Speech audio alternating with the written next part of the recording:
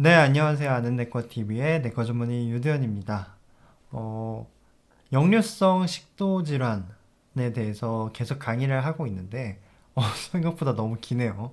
그래서 이걸 따라와 주시는 분들도 여기까지 와주신 것만 해도 정말 너무나 감사드리고 제가 강의 준비를 열심히 한다고 하는데 이렇게 길 줄을 몰랐어요. 그만큼 소화기내과가 어려운 건지 제가 그동안 소화기내과의 어떤 지식 같은 것들이 부족한 건지, 뭐, 덕분에 저는 많이 공부하고 좋긴 한데, 여러분들도 그런 유익한 시간이 되셨으면 좋을 것 같아요.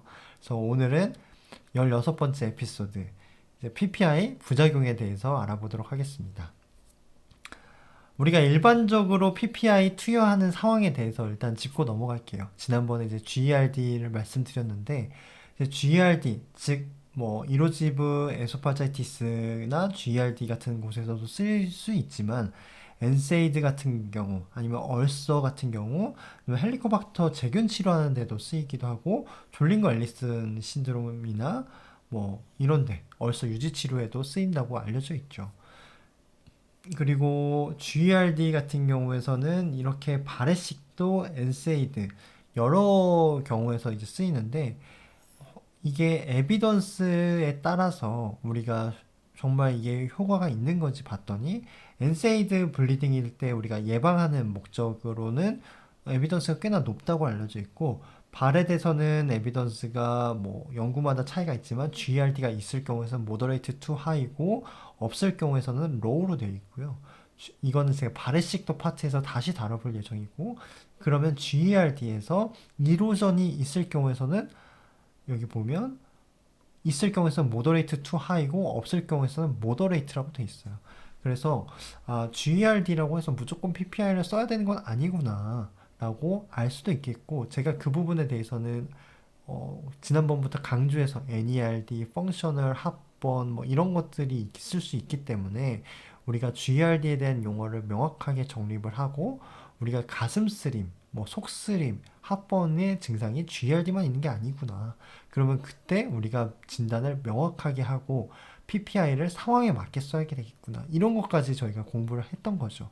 사실 그 이유가 뭐 PPI에 대한 부작용이 두려워서라기보다는 정확하게 진단을 하고 제때 쓰자라는 의미에서 말씀드린 거고 그러면 정확한 진단과 알맞은 인디케이션 적응증에서 PPI를 썼을 때는 그러면 무조건 옳은 거냐라고 했을 때는 그렇지 않을 수 있다는 거죠. 그 부분을 제가 오늘 설명드리려고 하는데 이렇게나 많은 이제 PPI에 대한 적응증이 있는데 그렇지 않을 수 있다는 거죠. 왜냐하면 PPI에 부작용이 있을 수 있다는 거죠. 그래서 부작용이 뭔지 좀 살펴볼게요. 일단은 슈텀 단기간 썼을 때 부작용이 바로 나타나는 거는 두통, 오심, 설사, 뭐 변비, 어지러움, 버티그, 뭐 발진, 가려움증, 뭐 심지어 탈모증 뭐 이런 것들도 있다고 돼 있어요. 그래서 이런 부분이 나타나면 뭐 일단 잠시 약을 멈춰 본다든지 아니면 다른 원인을 감별해 볼 수 있다고 생각할 수도 있지만 이런 것들이 있은 분들도 계시다. 왜냐면 제가 지난번에 PPI에 대한 페노타입이 사람들마다 다 제각각이기 때문에 그럴 수 있다고 말씀드렸었죠. 그럼 장기간 썼을 때는 어떤 부작용이 나타나냐? 너무나 많아요. 근데 그게 다 논란이 많고 에비던스 레벨이 높지도 않기 때문에 일단은 간략하게만 하나씩 말씀드릴게요. 일단은 위에서는 뭐 폴립이나 칼시노이드 같은 걸 유발할 수 있고 폐에서는 폐렴, 뼈에서는 뭐 골절 같은 거, 만성 신질환, 심장질환, 뭐 이스케믹 하트 디지즈, 뭐 치매, 그 다음에 흡수장애, 뭐 비타민 B12, 뭐 칼슘 섭취장애, 흡수장애, 그 다음에 장애 어떤 감염을 증가시킨다. 뭐 이런 내용들이 너무나 많아요. 근데 이런 건 우리 다 들어만 봤겠죠. 근데 실제로 그게 진짜 맞는 내용인지는 모두들 그냥 제대로 공부는 안 해보셨을 거예요. 저도 그랬으니까요. 그래서 이번 기회에 한번 공부를 같이 해볼게요. 그래서 크게 카테고리를 나누면 일단은 이 비타민과 미네랄 재흡수 장애, 뭐 철분이나 칼슘, 마그네슘, 비타민 B12의 장애가 있을 수 있겠고요. 그 다음에 박테리알 프로리퍼레이션, 그러니까 세균이 더 증식하는 거죠. 산이 줄어들기 때문에 그게 뭐가 있냐? 클로스트리디움 디피실 아니면 뉴모니아 이런 감염이 더 증가할 수 있다라는 거고 이그 흡수장애 일환으로서 칼슘 섭취가 떨어지니까 오스테오포로시스가 발생할 수 있다는 거고 그 다음에 이, 이 드러그 파머코카이네틱스가 폐하가 변하니까 항생제나 타크로리무스 같은 면역 억제제의 어떤 뭐 작용 효과가 변할 수 있다. 이런 것들을 유발할 수 있다. 또 그 중에 대표적인 게 클로피도그렐이라고 해서 제가 시토크롬피 450을 PPI와 함께 공유하기 때문에 클로피도그렐의 레벨이 예상보다 떨어질 수 있다고 말씀드렸었죠. 그다음 또 치매 같은 것들이 유발될 수 있고 CKD가 발생할 수 있다. 뭐 이렇게 크게 잡아보면 이렇게 일단 분류를 해볼 수 있어요. 이렇게나 많은 것들을 이런 식으로 일단 분류를 해보자는 거예요. 그래서 또 하나씩 볼게요. 그래서 이건 그림으로 설명한 건데 뭐 호흡기, 뭐 코로나19나 뭐 폐렴 같은 경우도 PPI 쓰면 더 잘 생길 수 있다. 뭐 이런 보고도 있고 신장에서는 어큐트 인터스티셜 네프라이티스, 그다음에 리버에서는 HCC, 그다음에 머스큘러 스켈레탈에서는 프랙처, 그다음 마이오패시, 그다음에 여기 다시 CNS로 들어오면 헤드에이크, 디멘시아, 그다음 카디오베스큘러에서는 스트로크, MI, 그다음 GI에서는 노지아, 보미팅, 컨스티페이션, 그다음에 장염에서는 CDI, 뭐 논타이포이드 살모넬라, 캠펠로박터, SBP 이런 것도 유발될 수 있고 혈중에서는 비타민 B12 디피션시를 통해서 아네미아, 그다음에 혈분 흡수를 방해해서 아이론 디피션시 아네미아, 하이포마그네세미아, 칼슘 디피션시를 유발할 수 있다. 요거도 마찬가지 그림이에요. 그래서 너무나 많죠. 그래서 일단 하나씩 살펴볼게요. 일단은 심장, 콩팥, 치매 이 세 가지 측면을 살펴보도록 할게요. 어떻게 이런 심장에 영향을 미치나 봤더니 PPI가 뭐 ADMA 이 메타볼리즘에 관여를 해서 NO, 나이트로 옥사이드의 합성을 막는다. 그럼으로 인해서 바스큘라의 그런 스파즘을 유발하기 때문에 MI나 스트로크가 발생할 수 있다라고 되어 있지만 여기 보면 다 이를 포함하고 있어요. 그래서 연구에 어떤 이게 효과가 있다, 없다를 함부로 말할 수가 없다는 거고 그 다음에 제가 지난번에도 말씀드렸지만 클로피도그렐도 논란이 굉장히 많다라고 해서 이 부분은 사실상 크게 현재까지는 무게를 두지고 않고 있어요. 임상에서는. 근데 찝찝하니까 오메프라졸과 그런 것들을 에스오메프라졸을 함께 안 쓰려고 하는 거죠. 근데 써도 사실상 뭐 누가 뭐라고 할 수는 없어요. 왜냐면 연구 결과가 너무나 다 제각각이기 때문에. 그다음에 키드니 디지즈에서 AI나 CKD가 이제 유발되는데 AI니 어큐트 인터스티셜 네프라이티스가 왜 일어나는지에 대해서는 이디오싱크라티 알 수가 없어요. 뭐 원인을 알 수 없는 굉장히 드문 반응을 이제 이디오싱크라티 드러그 리액션이라고 하는데 뭐 원인을 몰라요. 근데 PPI를 먹으니까 AI니 생겼고 이게 생긴지 모르고 오랫동안 복용하다 보니까 CKD가 됐다. 그런 기전인데 사실 이것도 1을 포함하고 있고 뭐 크게 의미가 없죠. 연구 에비던스가 낮다는 거예요. 그래서 여기서도 똑같이 그런 내용들을 계속해서 반복적으로 하고 있는데 AMI 같은 경우는 어큐트 MI 같은 경우에서는 PPI가 엔도셀리얼 펑션을 좀 떨어뜨린다. 이게 망가졌을 때 이걸 뭐 좋게 하거나 뭐 그런 에비던스가 없기 때문에 이런 여러 가지 메커니즘을 다 예시를 들어서 제시를 했지만 사실상 이것도 생각해낸 거지 꼭 맞다고 할 수는 없어요. 그래서 에비던스 레벨을 보면 AMI 같은 경우 위크라고 돼 있고 CKD도 위크라고 돼 있고 봤더니 다 서로 부딪히는 결과들을 제시하고 있고 CKD도 마찬가지로 일관성이 없는 데이터들을 내놓고 있어요. 알츠하이머나 뭐 딜리리움, 선망도 마찬가지예요. 다 에비던스가 다 제각각이고 결과가 통일되고 있지는 않다는 거죠. 여기 보면 뭐 알츠하이머 병을 유발한다는데 베타 아밀로이드의 어떤 레벨을 PPI가 올린다라는 그런 뭐 일부 연구를 제시를 했지만 이렇다고 해서 PPI를 쓰면 치매가 된다? 이거는 조금 과장일 수 있다는 거죠. 그래서 위암 발생도 또 한 이슈였거든요. 작년에 보면 이 우리가 그 PPI를 오랫동안 쓰면 결국 가스트린 레벨이 올라가요. 그래서 이 가스트린 레벨이 올라가기 때문에 그것에 의해서 가스트린이 위의 점막을 자극해서 위암이 생기기도 하고 가스트린 레벨과 더불어서 PPI가 위산을 낮추게 되면 H 파일로리의 어떤 증식이나 그런 게 더 올라가기 때문에 우리가 위축성 위험 같은 것들이 더 잘 유발되고 이게 인테스티널 메타플라지아 그다음에 뭐 위암까지 진행될 수 있다는 거죠. 그런 측면에서 위암을 유발한다고 돼 있지만 이 역시 에비던스가 높지는 않다는 거죠. 그래서 그림으로 설명을 드릴게요. 우리가 보통 PPI를 장기간 복용을 하면 가스트린 레벨이 올라가요. 그 이유가 PPI를 쓰면 산이 떨어지게 되는데 우리가 가스트린의 역할이 뭐냐면 우리 가스트릭 파리탈셀과 엔테로크로마틴 라이크 셀을 통해서 산 분비를 촉진하는 거거든요. 산이 늘어나면 이제 G셀이 떨어져야 돼요. 이 액티베이션을 안 해야 되는데 이 네거티브 피드백을 작용을 안 하는 거죠. 왜냐면 산이 계속 부족하다고 얘는 생각을 하니까 계속 나오는 거예요. 그래서 그렇기 때문에 이 가스트린이 위 점막을 자극해서 이런 원리에 의해서 위암이 생길 수 있다.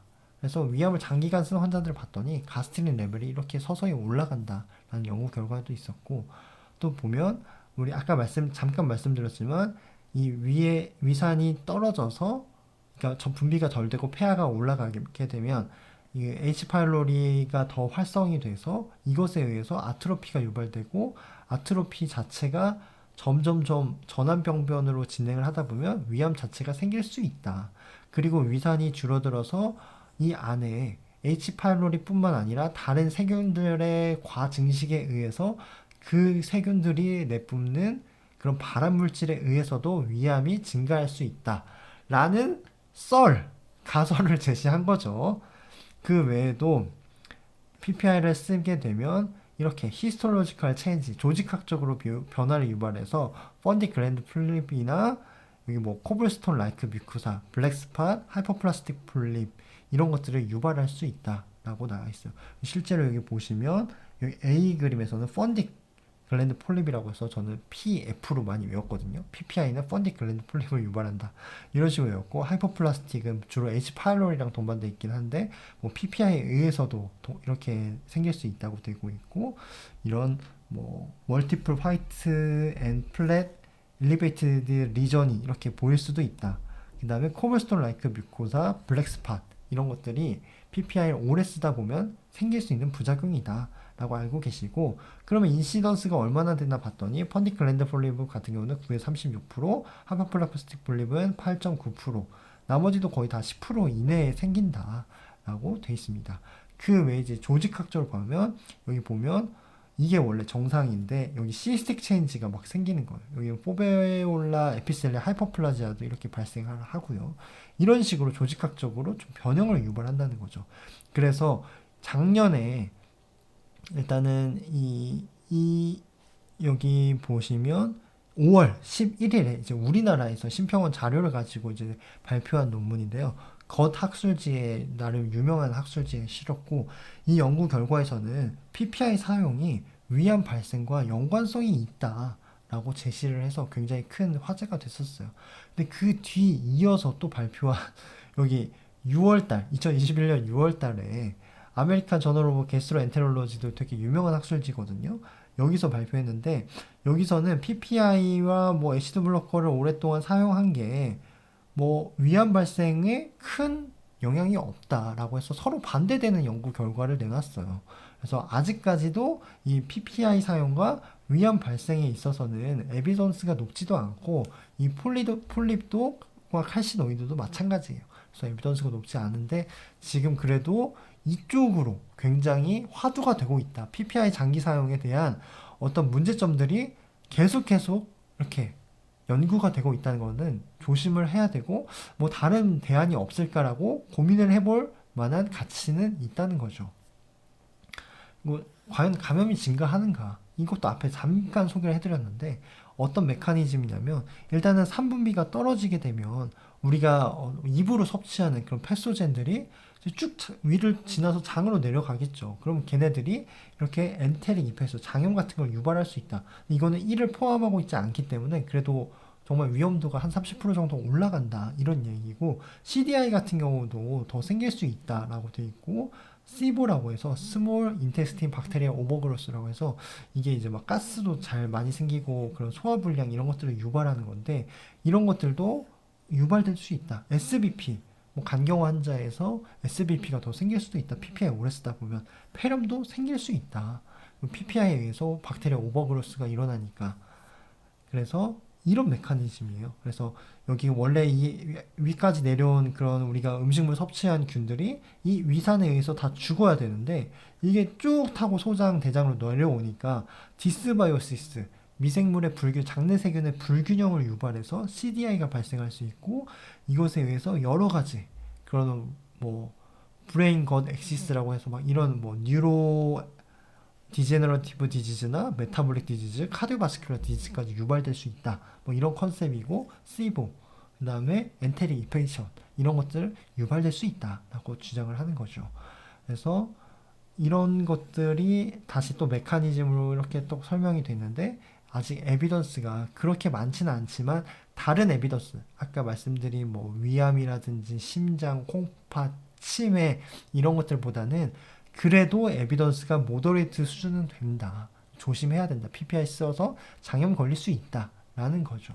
그 다음에 폐렴 같은 경우는 에비던스가 낮지만 그래도 주의는 해야겠다라고 생각해 볼 수 있겠고 그럼 우리 흡수장애 생기는지 볼게요. 흡수장애는 우리 뼈골절이나 이런 것들이 유발될 수 있는데 그 원인이 우리가 이 위산 분비가 줄어들게 되면 칼슘의 섭취가 방해되는 거예요. 그로 인해서 자꾸 PTH가 뼈를 자극해서 그로 인해서 고루수가 축진되고 막 이런 원리에 의해서 이제 골다공증이 생기는 거고 비타민 B12, 하이포마그네시미아도 똑같아요. 그래서 기전이 이렇게 복잡한데 뭐 여기 보시면 뭐가 들어갔다 붙였다 제가 다 설명을 드릴 수는 있지만 이거 설명하다가 1시간 넘게 걸릴 것 같아요. 그래서 이런 식으로 위산이 줄어들면 비타민 B12의 흡수를 차단한다, 저하된다 라는 거고요. 요거도 이렇게 복잡해요. 그래서 PPI가 장기간 사용이 되면 PTH 여기 보시면 칼슘 섭취가 줄어들고 PTH가 늘어나고 그로 인해서 뼈 흡수가 촉진되고 그러면서 골다공증이 유발된다. 뭐 그런 메커니즘을 설명한 거고요. 그래서 여기 보면 일관성이 없다, 에비던스가 떨어진다 그런 내용이고 실제로 요약한 거 보니까 뼈 골절 같은 경우에서는 적어도 5년 이상 썼을 때 그나마 발생을 한다는데 그거조차도 에비던스 수준이 낮다. 그다음에 저마그네슘 혈증도 뭐 너무 연구 데이터가 부족하다라고 이런 실정이고 비타민 B12, 철분 결핍, 칼슘 결핍도 에비던스가 많지 않고 있는 에비던스조차도 서로 상충되는 그런 연구 결과를 내놓고 있다라는 거죠. 그래서 전체적인 에비던스를 보면 여기서 보면 이 주황색이 그나마 에비던스가 있다는 거예요. 아까 말씀드렸죠. 장염 그나마 있다고 말씀드렸고 그 다음에 그 위 점막에 아까 뭐 시스틱 체인지나 뭐 펀딕 글랜드 폴립이나 이런 것들이 생길 수 있다는데 여기 이 네이처 리뷰에서는 그나마 에비던스가 있다. AI는 아까에선 또 에비던스 없다고 했는데 여기선 그나마 있다. 라고 해서 서로 다 중구난방이에요. 그래서 여기서는 또 이런 것들이 에비던스가 매우 떨어진다. 그리고 이런 것들은 뭐 에비던스가 있긴 하지만 그래도 높지는 않다. 뭐 이렇게 나오고요. 여기서도 또 에비던스에 따라서 이렇게 분류를 하고 있어요. 그래서 CKD가 아까 에비던스가 뭐 AKI가 높다고 했지만 CKD가 중간 정도였고 치매는 아주 그냥 에비던스 형편 없다. 뭐 이렇게 나오고 클로피도그램과 그 드러그 인터랙션 했을 때 연구 결과가 다 상충한다고 말씀드렸는데 여기서 또 에비던스가 굉장히 높아요. 그리고 그 산과 연관되어 있는 부작용, 뭐 시보라든지 CDI, SBP 이런 것들이 에비던스가 또 높다고 나와 있고 캔서 같은 경우는 에비던스 수준이 중간 정도이다 라고 해서 했지만 여기 보면 다 위크 그나마 CDI 박테리아 엔테릭 인펙션만 모더레이트 정도 라고 해서 에비던스가 높지는 않구나 라는 것을 알고 있으면 되겠습니다. 그래서 이제 식약처에서 보고한 내용인데 식약처에서는 흔하게 부족한 단기간 발생하는 부작용은 오심, 복통, 변비, 그다음 뭐 설사 이런 게 있을 수 있다라는 거고요. 그래서 이런 약들과 상호작용할 수 있기 때문에 미리 얘기를 해달라라는 거고요. 다음은 이제 미국 가이드라인인데 뭐 여러 가지 이제 복잡하게 1번부터 10번까지 이렇게 했으면 좋겠다. GERD에서 PPI를 복용할 때. 제가 그래서 너무 길어서 이제 한글로 요약을 해봤어요. 미란이 있는 GERD 환자는 가급적 회복하는 데까지 최소한으로 써라. 왜냐면 부작용이 아예 자유로울 수는 없으니까 그런 맥락에서 최소한으로 복용해라 라는 거고요. 그러니까 단기 PPI 투여의 증상이 호전되면서 합병증이 없는 GRD는 PPI 효과가 있다고 일단 가정하는데, 합병증이 크게 없는 GRD는 가급적 PPI를 빨리 중단해라. 그리고 중단할 수 없다면 24시간 pH나 임피던스 검사를 통해서 이 사람이 펑셔널 합번이 있는지, 리플럭스 하이퍼센시티비티가 있는지 없는지를 찾아봐서 그것에 맞게 약을 써야지 주구장창 PPI를 쓰면 안 된다, 이런 얘기고요.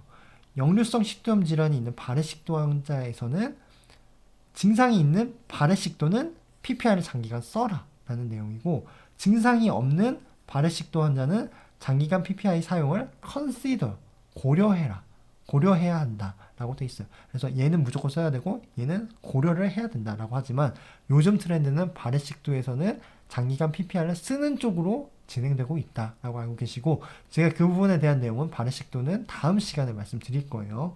그다음에 NSAID를 복용하는 궤양 고위험군 환자들은 NSAID를 복용을 중단할 수 없다면 이 경우에 한해서는 어쩔 수 없이 장기간 PPI를 복용해라 라고 권고를 하고 있었고요. 장기간 PPI를 쓴다고 해서 우리가 언제까지 이제 중단할 것인지를 항상 염두를 해야 된다는 거죠. 그래서 재평가가 이루어져야 된다. 내가 쓰고 있을 때, 내시경을 한번 다시 봐야 되지 않을까? 뭐, 이제 좀 힐링 스테이트가 됐으니까, 이제 중단해야 되지 않을까? 이런 것들을 고민해 봐야 된다는 거죠. 장기간 PPI를 사용할 경우, 우리가 아까 말씀드렸듯이 뭐 엔테릭 인펙션, 디스바이오시스 이런 것들이 있다고 해서 유산균을 복용할 이유는 없다라고 하고 있고, 아까 칼슘, 비타민 B12, 철분, 마그네슘 이런 흡수 장애가 유발된다고 말씀드렸잖아요. 그렇다고 해서 얘네들을 뭐 계속해서 섭취를 더 늘려야 되거나 보충할 필요는 없다고 제시하고 있어요. 그리고 장기간 PPI를 사용할 경우 주기적으로 BMD, 크레아틴 레벨, 마그네슘, 비타민 B12를 확인해 볼 필요도 없다. 에비던스가 아직 충분하지 않다라는 맥락에서 그렇게 얘기를 하고 있고, 잠재적 위험성을 고려해서 특정 뭐 에소메프라졸을 클로피도그렐과 같이 쓰면 안 되겠다, 뭐 이런 것들을 고를 이유는 없다라고 제시하고 있습니다. 그래서 우리가 GERD 그다음에 아스피린, 엔세이드, 얼서 예방을 위해서는 PPI를 써야겠죠. 근데 여기 펑셔널 디스페시아, 펑셔널 합번에서는 솔직히 다른 추가 약제를 써보거나 아니면 PPI 효과가 없을 경우에서는 이런 합병증들이 너무나 많고 에비던스는 없을지라도 지금 연구가 충분히 안 된 거기 때문에 고려해서 써야 된다는 거죠. 그런 맥락에서 현재 P캡 같은 게 대안이 될 수 있어요. 그래서 제가 P캡에 대해서도 다시 또 추가적으로 말씀드릴 건데, 일단은 오늘 여기까지 강의를 마치도록 하겠습니다. 지금까지 경청해 주셔서 감사합니다.